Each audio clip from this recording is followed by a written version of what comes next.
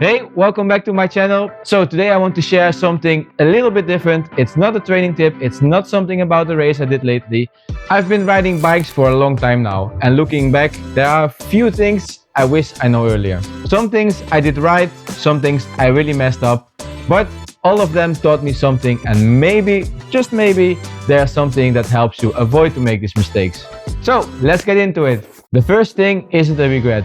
It's actually one of the best things I ever did. When I was little Hansi, 12 years old, I became really obsessed about mountain biking. And when I say obsessed, I mean really obsessed. Bart Brentjes had just won Olympic gold 2 years earlier, and to me, he was a superhero. I watched every race replay I could find, memorized what bikes the pros were riding, the color of the helmet, how they cornered, how they sprinted. I studied better than I did at school. And then I got this idea. What if I just called him?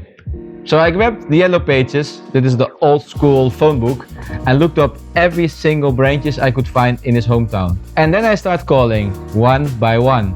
They answer the phone, and here I go. Hello, my name is Hans Becking, I'm 12 years old, and I would like to speak with Sir Bart. I have some questions for him. Eventually, after many calls and other Brentjes family in his hometown, I get through to his wife Petra. And she told me that Bart was on the road, but I could try again later. So I prepared a lot of questions together with a friend, and man, I was nervous. But we called him again, and this time Bart picked up, and he talked to me. We asked him everything. I started asking him a lot of things. I asked how he trained, where he trained, what he ate, how he raced.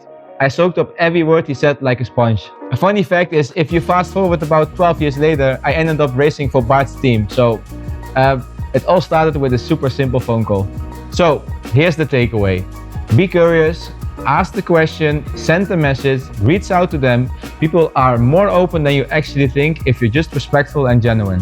I also get a lot of questions, and I always try to answer. In today's world, with Instagram DMs or YouTube comments, it's super easy to connect with people who inspire you, so don't be afraid to try it. Now here's a lesson I learned the hard way. In my mid-20s, I totally lost the fun in cycling. I didn't want to train, I just wanted to go chill, go fishing, go party, hang out with my friends, and for a while I did exactly that.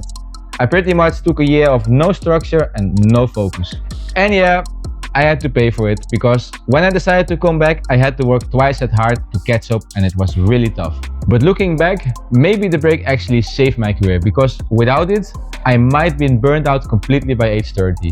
And I wouldn't still enjoying the bike and the sport today. But here's the thing, balance matters. Yes, you have to push hard, you have to stay focused, but don't forget to actually live, explore, make your own mistake, and try things outside of cycling. What I say now is, don't let the sport swallow you whole. Keep perspective. If you're losing motivation, don't panic directly, don't quit, just change the pace a little bit. Keep riding, keep it light, make it a bit more fun again. Try it like a hobby for a while. You will find the rhythm back soon enough. And then another important one, take responsibility. For this one, I really had to grow in it because I was not really good in it. For a long time, I was really good and really amazing in making excuses, but next level, Olympic level, making excuses. Even one time, and it's something, if I look back at it, I'm really not proud of it. I actually kicked my own valve in the middle of the race and I blamed it that it was a big rock, actually just so I could drop out of the race. Why? Because I couldn't handle losing. I wasn't winning the race, so I needed a reason. And the reason couldn't be me for sure. But here's what I learned. Bad days are also part of it. Everybody has them. Everybody crashes, everybody struggles, and that's completely okay. What matters isn't avoiding mistakes, it's how you respond to it. People don't expect you to be perfect. In fact, they respect you even more if you're honest, if you open up, if you talk about what's going on, if you're asking for help, if you work on solutions. Stop wasting your time lying to yourself, but use that energy to actually get better. Own your journey. The sooner you do it, the faster you grow. Tell me one thing you wish you knew earlier. I really love to read it, and let me know if you want to see part 2, because I learned a lot more. Thanks for watching, thanks for being here, and I see you in the next one.